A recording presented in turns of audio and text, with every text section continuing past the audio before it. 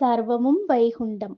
ஆதிபரன் அரசம்பதி திருக்கோயில். அன்பான பக்த கோடி பெருமக்களே, நமது அரசம்பதியின் திருப்பணி ஆதிபரன் அருளால் நடந்து வருகிறது. முன்பணியாக முத்திரு கிணறு அமைக்கும் பணி நடைபெற்று வருகிறது.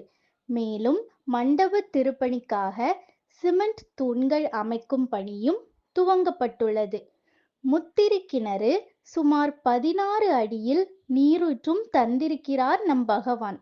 இன்னும் கோபுர பணியும் மண்டப திருப்பணியும் சுகாதாரத்திற்கான கழிப்பறை கட்டும் பணியும் நடைபெற இருக்கிறது.